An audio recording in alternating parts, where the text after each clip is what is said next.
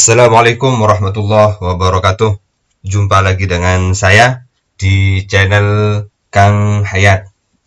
Pada kesempatan kali ini, saya ingin sedikit berbagi dan sharing tentang bagaimana mempublikasikan artikel kita tembus di jurnal Sinta 1 sampai Sinta 6.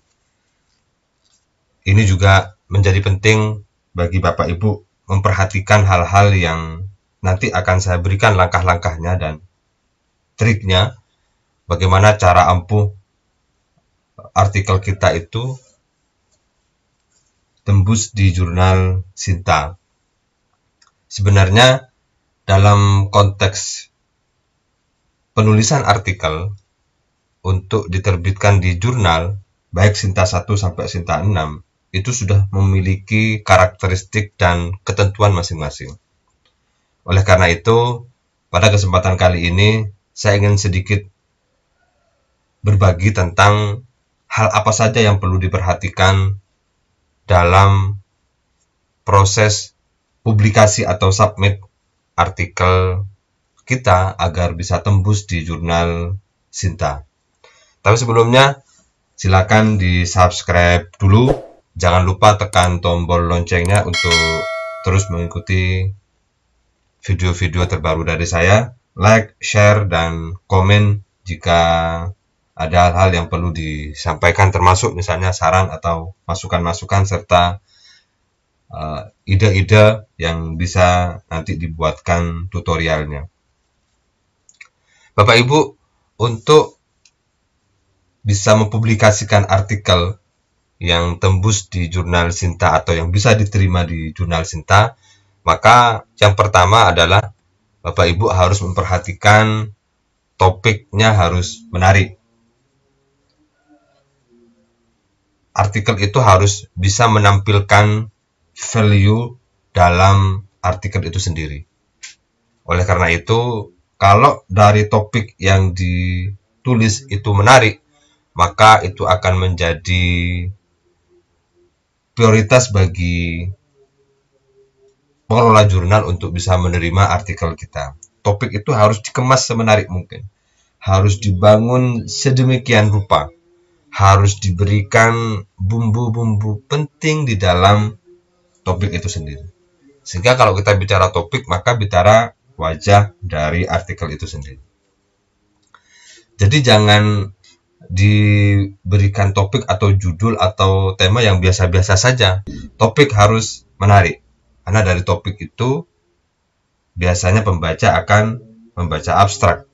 Dari abstrak kok menarik, maka nanti akan membaca pendahuluan dan seterusnya. Biasanya reviewer melihat atau melirik topik sebagus dan sebaik apa atau semenarik apa sih topik yang dikaji oleh penulis ini dalam artikelnya. Yang pertama. Yang kedua, Bapak Ibu juga harus memperhatikan artikel kita memiliki kesesuaian dengan jurnal yang Bapak Ibu pilih.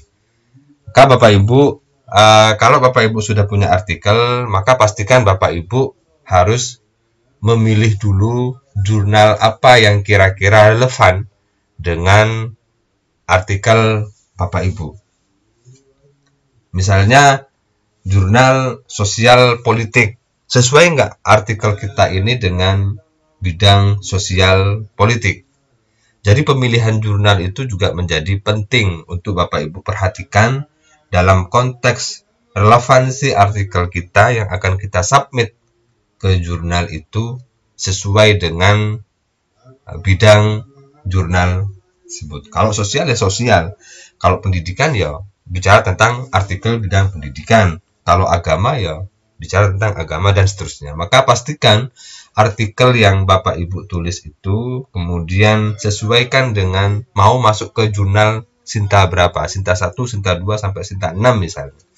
Kemudian pilih skopnya. Pilih kesesuaian bidang ilmunya. Bidang ilmu artikel yang Bapak Ibu tulis. Sehingga nanti ketika Bapak Ibu mensubmit artikel Bapak Ibu itu sudah masuk dalam bidang jurnal yang Bapak Ibu tuju. Jadi jangan sampai salah alamat atau salah sasaran. Artikelnya bidang sosial humaniora, tapi masuk ke jurnal atau pilihan jurnalnya adalah jurnal eksak misalnya. Ini kan jauh sekali. Sehingga pastikan ini jurnalnya relevan dengan artikel yang ingin kita submit. Kemudian yang ketiga, sesuaikan fokus dan skop di jurnal yang tuju. Ketika Bapak Ibu sudah memilih bidang jurnal yang sesuai dengan artikel Bapak Ibu, maka Bapak Ibu juga harus menelusuri skop dan fokus di jurnal yang Bapak Ibu tuju. Saya ingin mendemonstrasikan sekilas tentang bagaimana cara melihat atau menentukan fokus dan skop jurnal. Kemarin sudah saya di video yang lalu sudah saya berikan teknik mencari jurnal. Kemudian Bapak Ibu pilih jurnalnya, misalnya saya ke religius.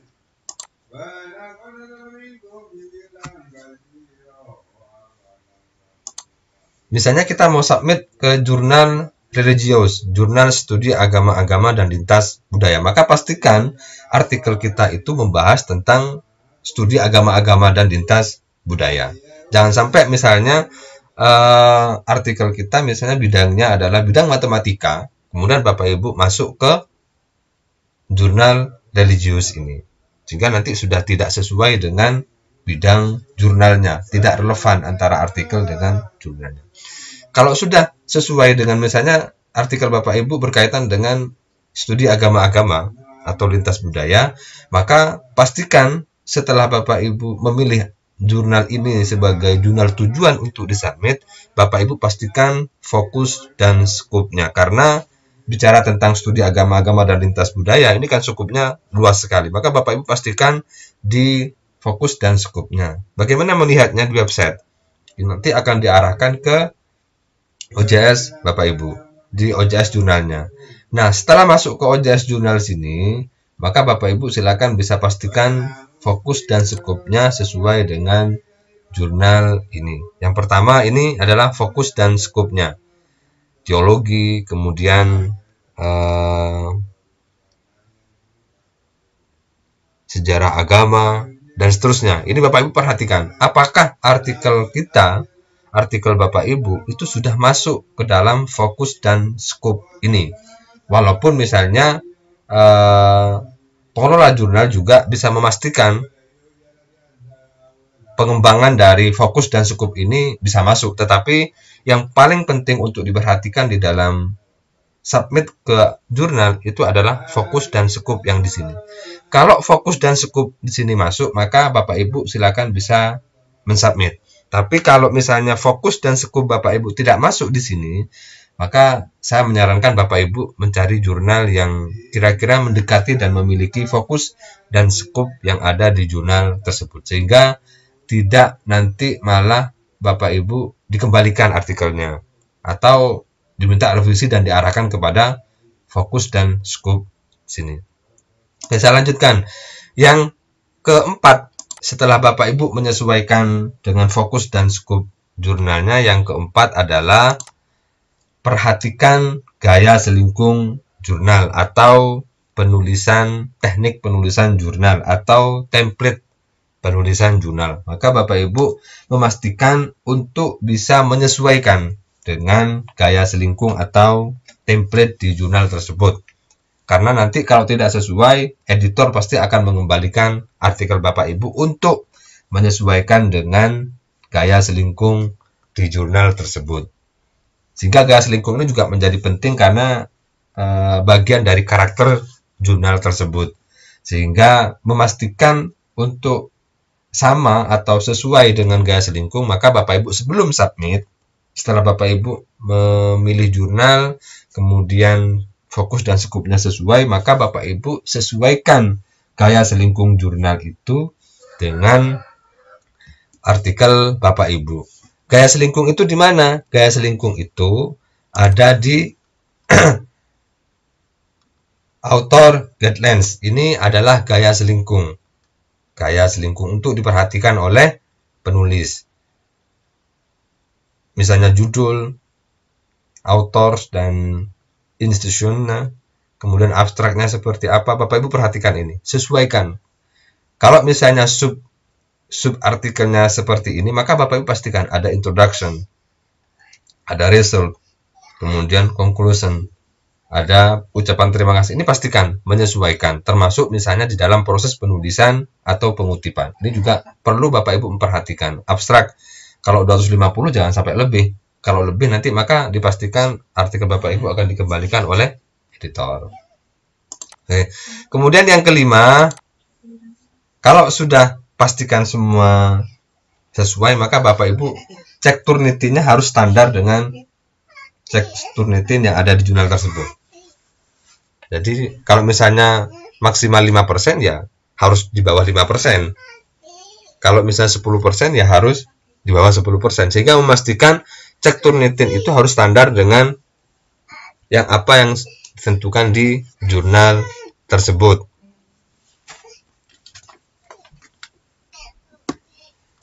Kemudian yang berikutnya, yang keenam adalah teknik pengutipan.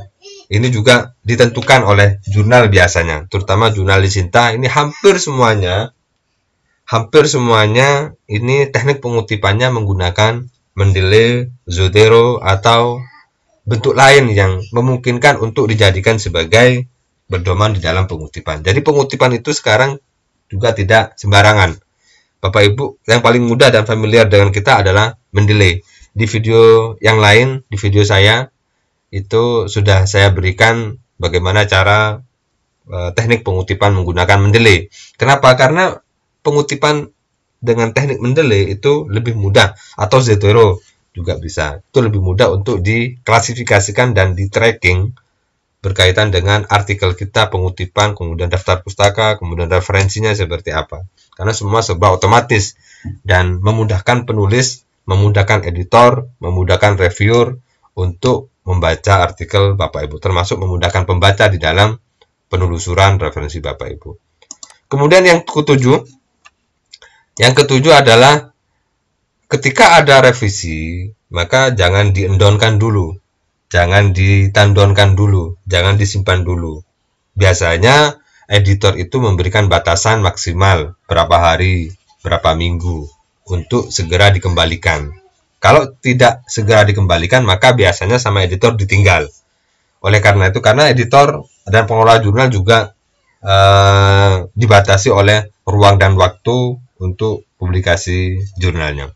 Oleh karena itu, kalau ada revisi, maka bisa segera lakukan revisi dan perbaikan serta kemudian dikembalikan atau dikirim kembali kepada editor. Ini juga memudahkan editor dan pengelola jurnal untuk memastikan bahwa artikel Bapak Ibu betul-betul dilakukan dengan baik, direvisi dengan baik. Dan yang terakhir, ke-8 adalah Bapak Ibu selaku autor tentu harus menjaga komunikasi yang baik dengan editor dan pengelola jurnal.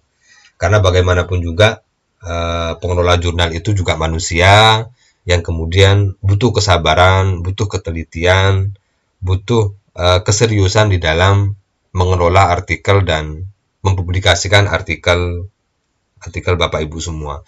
Sehingga menjaga komunikasi ini menjadi suatu hal yang modal utama bagi kita untuk bisa mempublikasikan ke jurnal yang terakreditasi di Sinta. Karena komunikasi yang baik itu akan melahirkan dampak-dampak yang baik pula. Itu Bapak Ibu 8 cara agar artikel kita bisa tembus di jurnal terakreditasi Sinta. Semoga bermanfaat dan menjadi kebaikan bagi kita semua. Assalamualaikum warahmatullahi wabarakatuh.